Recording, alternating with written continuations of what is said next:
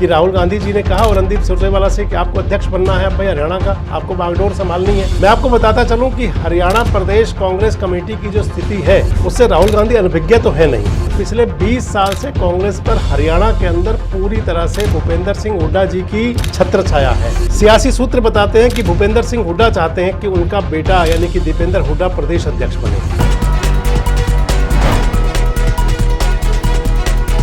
दोस्तों नमस्कार, मैं संजय मग्गू और मौजूद हैं देश रोजाना के डिजिटल मीडिया मंच पर।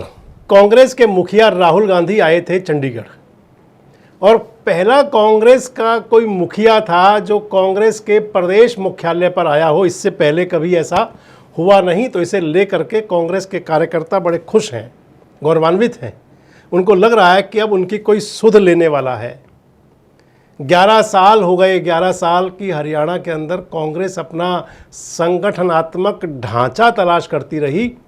अब राहुल गांधी जी आए तो उन्होंने 22 ऑब्जर्वर के साथ में अलग से बैठक की, 17 नेताओं के साथ अलग बैठक की और ऑब्जर्वर्स के साथ बैठक करने के बाद में अब तय हुए हैं कि ये AICC के ऑब्जर्वर हैं, ये PCC के ऑब्जर्वर हैं।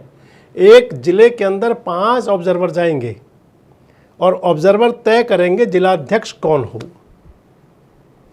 किसको जिलाध्यक्ष बनाया जाए। एनर्जेटिक जिलाध्यक्ष रहें, इसके लिए एज लिमिट भी फिक्स कर दी है। 35 साल से 55 साल के लोग, यानी कि लगभग 55 साल तक आदमी बड़ा अच्छा एनर्जेटिक रहा करता है, माना जा सकता है पॉलिटिक्स के अंदर। वैसे मैं एक बात मानता हूं दोस्तों कि उम्र एक अंक हुआ करती है, कोई मायने नहीं रखती। अगर कोई व्यक्ति एक्टिव है तो वो हो सकता है कि 70 और 80 साल में भी एक्टिव रहे। खैर, अब राहुल गांधी जी ने तय कर दिया 35 से 55 साल के अध्यक्ष होंगे।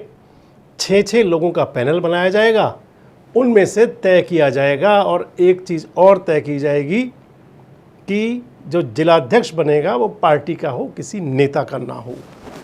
खैर, कभी फिर चर्चा करूंगा आपसे कि नेता का कैसे होगा और कैसे नहीं होगा, क्योंकि एक बात और कही गई है, जो ऑब्जर्वर जाएंगे उनसे कहा जा रहा है कि ना वो विधायक को लेके जाएंगे, ना वो सांसद को लेके जाएंगे, ना वो पूर्व विधायक को लेकर जाएंगे, ना वो पूर्व सांसद को लेके जाएंगे, सीधे कार्यकर्ताओं के पास जाएंगे। नई कांग्रेस बनाने की प्लानिंग है। लेकिन जिस विषय पर मैं आपसे बात करने चला हूँ वो विषय इससे थोड़ा सा अलग है, जुड़ा हुआ जरूर है, कांग्रेस की संगठन की बात ही है। जब भी कोई बड़े नेता दोस्तों आते हैं, जब बड़ा नेता किसी भी पार्टी कार्यकर्ताओं की बैठक में जाए, किसी आयोजन में जाए, सभा में जाए, तो नज़र हुआ करती है कि नेताजी ने किसको वजन दिया, किसकी तरफ नज़रें ज़्यादा इनायत रही। तो आज एक बड़ा नज़ारा देखने को मिला, बड़ा गजब नज़ारा था। जब राहुल गांधी वापस जा रहे थे, एयरपोर्ट पर पहुँचे, तो लगभग 2 मिनट तक राहुल गांधी, KC वेणुगोपाल और रणदीप सिंह सुरजेवाला मंत्रणा करते रहे। उन्होंने वहाँ पर मंथन किया, मंत्रणा की अलग से, यानी कि रणदीप सिंह सुरजेवाला के साथ राहुल गांधी की अलग से एक और बैठक हुई। उस बैठक के क्या संदेश हैं। और दूसरी बात हुई एक और, जो कि छोड़ने के लिए राहुल गांधी को एयरपोर्ट पर, यानी कि कांग्रेस प्रदेश मुख्यालय से चंडीगढ़ एयरपोर्ट तक छोड़ने के लिए जो गए, वो भी रणदीप सिंह सुरजेवाला और कुमारी सैलजा थी। उनकी गाड़ी में साथ उनको छोड़ने करके लिए गए, जो सी ऑफ करने के लिए जिसे कहते हैं। अब तब से एक चर्चा और नहीं चल पड़ी है।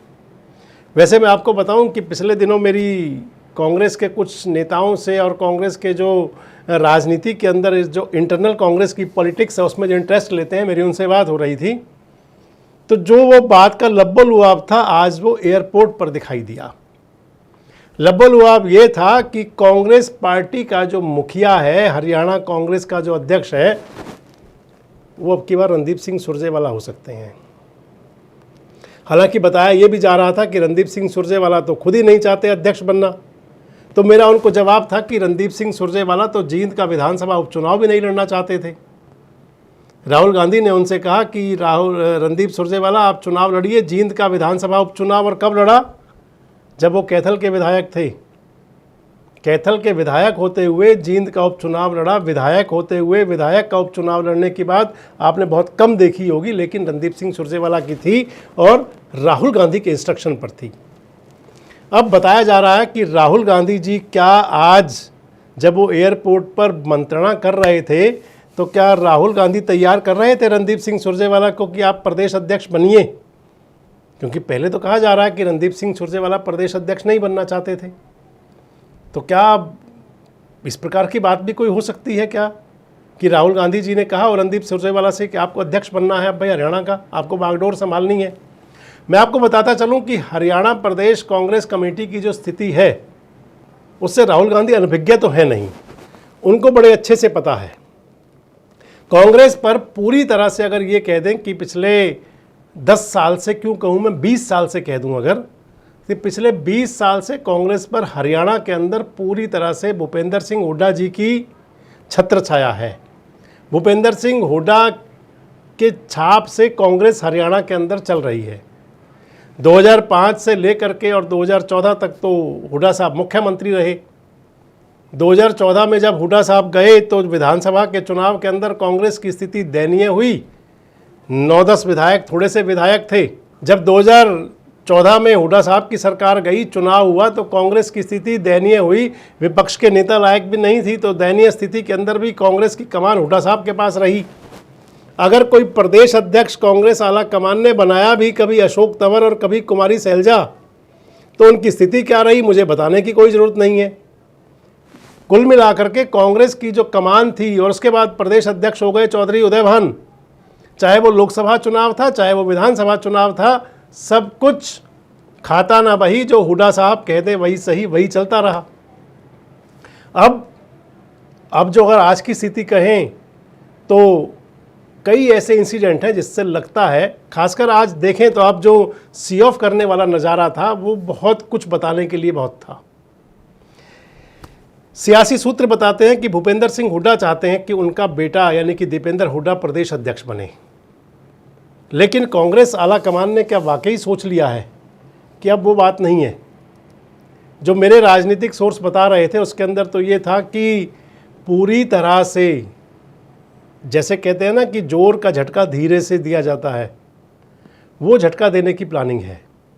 यानी कि कांग्रेस प्रदेश अध्यक्ष पद भी और कांग्रेस का विधायक दल का नेता पद भी कांग्रेस आला कमान अपने हिसाब से तय करना चाहता है, जिससे किसी की छत्र छाया ना हो। अगर रणदीप सिंह सुरजेवाला प्रदेश अध्यक्ष बन जाएं, वैसे आपको बता दूं कि रणदीप सिंह सुरजेवाला जो है या सुरजेवाला परिवार जो है, उनकी हरियाणा कांग्रेस के अंदर अगर कहें या कांग्रेस के आला कमान के अंदर कहें तो पकड़ बड़ी मजबूत है। ज़रूर कुछ बीच में चला, कुछ ज़रूर बीच में ऐसी बातें आई रणदीप सिंह सुरजेवाला जी को लेकर के कि वो कहा जाता रहा उनके लिए कि कांग्रेस आला कमान के साथ में, और कुछ अलग अलग कनेक्शन जोड़े, कुछ मीडिया के लोगों ने भी जोड़े कई बार। लेकिन इसके बावजूद भी मैं आपको जो बता दूं कि चाहे वो शमशेर सिंह सुरजेवाला जी से लेकर के और अब चाहे आदित्य सुरजेवाला तक बात हो, कांग्रेस आला कमान के अंदर एक अलग पकड़ है सुरजेवाला परिवार की।